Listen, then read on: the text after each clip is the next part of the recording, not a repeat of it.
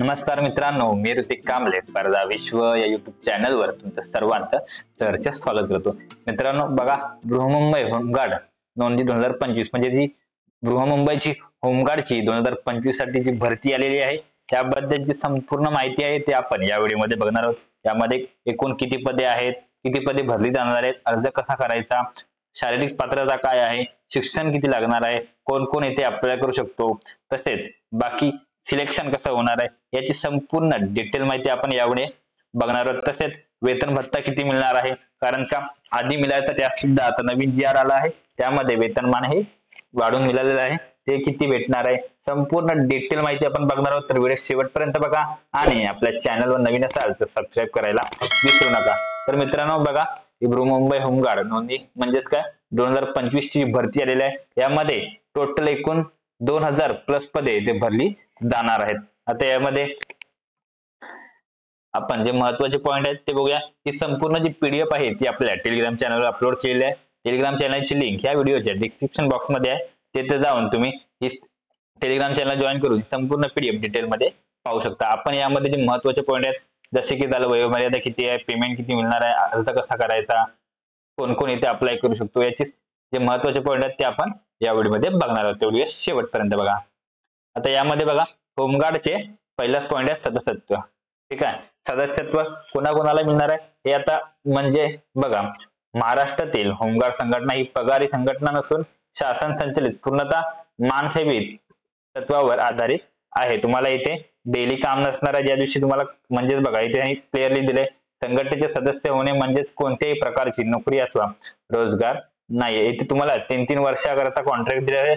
Contract basic वर अर्थात म्हणजे ही नोकरी असणार आहे. यामध्ये तुम्ही वयाच्या 58 वर्षापर्यंत तुम्ही इथे नोकरी करू शकता, म्हणजे पुन्हा पुन्हा 3-3 वर्षांनी कॉन्ट्रॅक्ट एक्स्ट्रा करू शकता. आता हे होमगार्डचे कर्तव्य काय आहे त्याची इथे माहिती दिलेली आहे.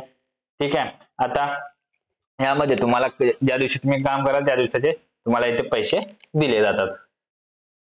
आता एक कोणासाठी आहे, काय काय काम असणार आहे याची इथे माहिती दिलेली आहे. आता होमगार्डना देय भत्ते म्हणजे ठीक आहे, तुम्ही काम कराल याचे पैसे किती भेटणार आहेत, तर सुरुवातीला पहिले खूप कमी होते, परंतु आता नवीन जी आर नुसार यामध्ये वाढ करण्यात आलेली आहे. त्या नवीन जी आर नुसारच तुम्हाला यामध्ये पेमेंट भेटणार आहे. तर बघा, हे प्रतिदिन कालाचं कर्तव्य भत्ता किती आहे, तर 1083 रुपये भेटणार आहे. सोबतच आणि 200 रुपये सोबत उपहार भत्ता हा दिला जाणार आहे. तसेच प्रशिक्षण कालामध्ये 250 भोजन भत्ता आणि किस्सा भत्ता म्हणून 100 रुपये, तसेच साप्ताहिक कवायतीसाठी 180 रुपये कवायत भत्ता हा दिला जाणार आहे. टोटल मिळून बघा तुम्हाला यामध्ये 1813 रुपये, ठीक आहे, 1813 रुपये एवढा एका दिवसाचा पगार मिळणार आहे. प्रतिदिन तुम्हाला एवढे 1813 रुपये मिळणार आहेत. हे झालं. आणि जेव्हा सर्व म्हणजे याच्यामध्ये हे 200 रुपये जेव्हा तुम्ही कामावर असेल तेव्हा झालं, आणि बाकी हे प्रशिक्षण कालामध्ये 250 रुपये झालं कवायत भत्ता, हे वेगवेगळं भत्ता आहे. तुमचा प्रशिक्षण कालाचा जो पगार आहे तो, आणि जेव्हा तुम्ही कर्तव्य एक्झॅक्ट जेव्हा बंदोबस्त कालामध्ये तुमचा भत्ता असणार आहे तो त्यामध्ये थोडाफार फरक असणार आहे. ठीक आहे, आता यामध्ये तुम्हाला इथे म्हणजे फॉर्म भरण्यासाठी कोणत्याही प्रकारचे शुल्क आकारण्यात येणार नाहीये. तुम्हाला इथे कोणताही फॉर्म भरायचा नाही, तुम्ही डायरेक्ट फक्त इथे आपली माहिती भरून सदस्यत्व म्हणजेच फॉर्म भरू शकता.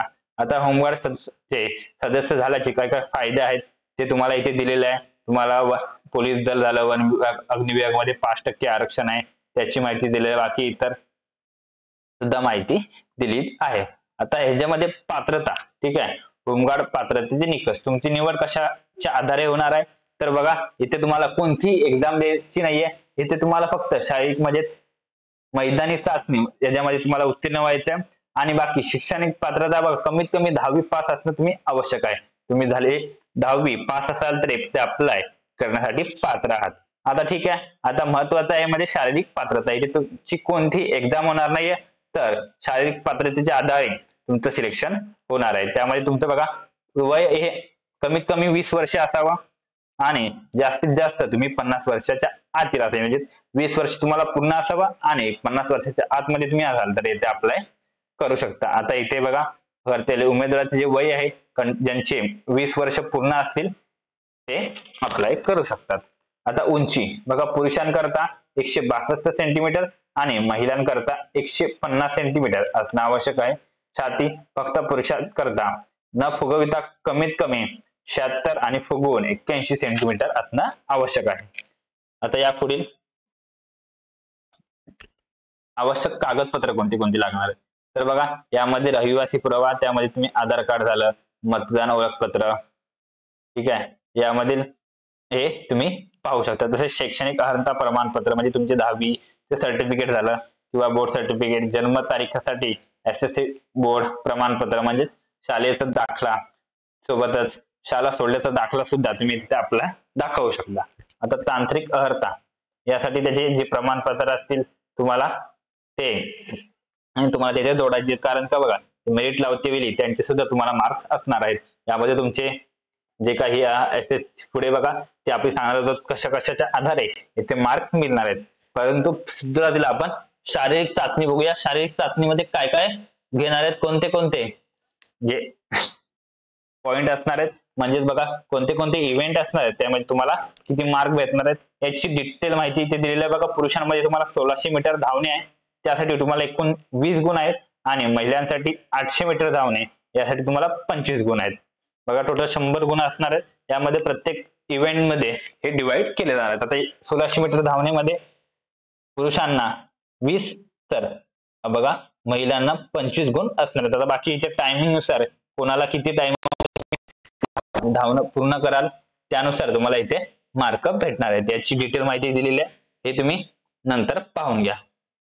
आता बघा, सूचना धावणी चाचणीमध्ये पात्र व्हायचं असेल तर तुम्हाला कमीत कमी 10 गुण मी तिथे मिळवणे हे आवश्यक आहे.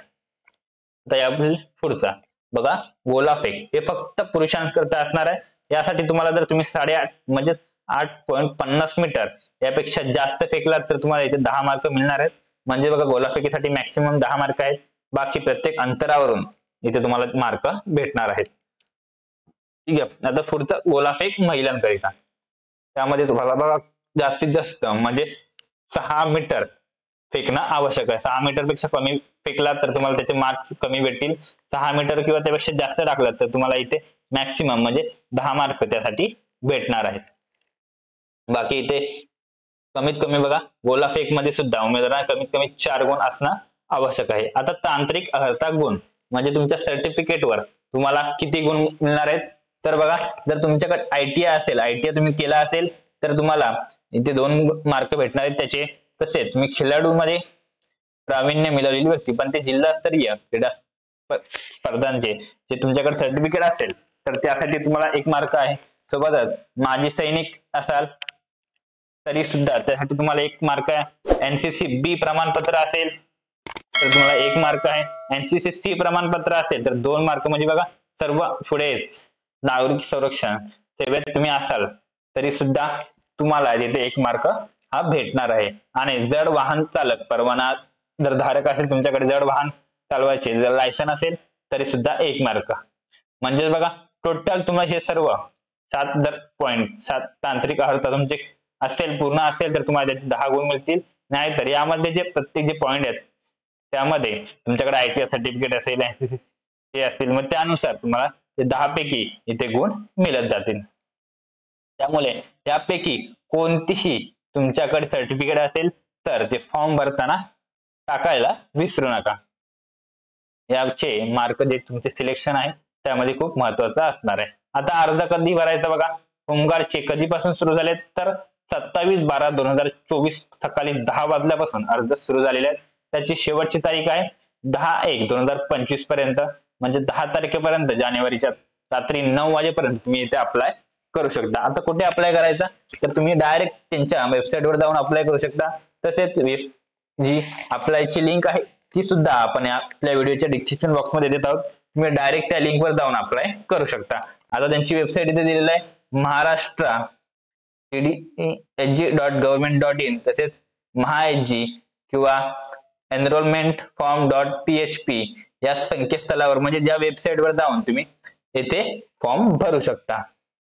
बाकी इथे काम कसं भरायचं, काय भरायचं याची बघा डिटेल माहिती दिलेली आहे. तुम्हाला काही अडचण आल्यास जे बृहन्मुंबई इथं बघा होमगार्डचे कार्यालय आहे त्यांचा हा नंबर आहे, तुम्ही यावर संपर्क साधून तुमची काही अडचण असेल ती दूर करू शकता.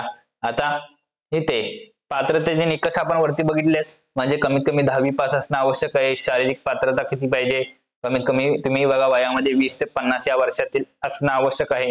पुरुषांसाठी 162 सेंटीमीटर तर महिलांकरिता 150 सेंटीमीटर उंची असणं आवश्यक आहे. छाती पुरुषांसाठी 176 फक्त तुमची पुरुषांसाठी ही 76 कमीत कमी म्हणजे न फुगवता आणि फुगवून 81 सेंटीमीटर छाती ही पुरुषांची असणं आवश्यक आहे. पुढे आवश्यक जे कागदपत्र लागणार आहेत त्यासाठी रहिवासी पुरावा, आधार कार्ड, मतदान कार्ड, शैक्षणिक अर्हता प्रमाणपत्र म्हणजे तुमच्या 10वी पासचे सर्टिफिकेट आहे ते सर्टिफिकेट, जन्म दिनांकाचा पुरावा, त्यासाठी SSC बोर्डचे प्रमाणपत्र तुम्ही लावू शकता किंवा शाळा सोडल्याचा दाखला सुद्धा तिथे देऊ शकता. तांत्रिक अर्हताचे जे प्रमाणपत्र ITI वगैरे तुमचे त्यासाठी ते जोडू शकता. बाकी जर तुम्ही नोकरी करत असाल तर मालकाचे ना हरकत प्रमाणपत्र तिथे तुम्हाला द्यावं लागणार आहे. आणि 3 महिन्याच्या आतील जे पोलीस चारित्र्य प्रणाली प्रमाणपत्र असणं ते सुद्धा तुमच्याकडे असणं आवश्यक आहे. त्याशिवाय तुम्ही तिथे फॉर्म भरू शकत नाही. हे डॉक्युमेंट तुम्ही डायरेक्ट ऑनलाईन पद्धतीने अर्ज करायचा आहे. आता ऑनलाईनची लिंक इथे दिलेली आहे, या लिंकवर सुद्धा तुम्ही जाऊन डायरेक्ट अप्लाय करू शकता. आता प्रत्येक आपण संपूर्ण जी माहिती आहे यामध्ये जे महत्वाचे पॉइंट आहेत ते आपण व्हिडिओमध्ये संपूर्ण बघितले. तरी तुम्हाला काही शंका असतील तर आपल्या कमेंट बॉक्स मध्ये विचारा, त्याचे उत्तर तुम्हाला तिथे मिळून जाईल. ही संपूर्ण PDF आहे ती आपल्या टेलिग्राम चॅनलला अपलोड केलेली आहे. टेलिग्राम चॅनलची लिंक या व्हिडिओच्या डिस्क्रिप्शन बॉक्स मध्ये दिलेली आहे. तिथे जाऊन टेलिग्राम चॅनल जॉईन करा आणि ही संपूर्ण PDF तुम्हाला तिथे फ्री मध्ये भेटून जाईल. मित्रांनो, तुम्हाला काही कमेंट म्हणजे काही प्रश्न असतील ते कमेंट करा, म्हणजे तुम्हाला त्याचे उत्तर तिथे भेटून जाईल. आणि आपल्या चॅनलला नवीन असाल तर सबस्क्राईब करायला विसरू नका.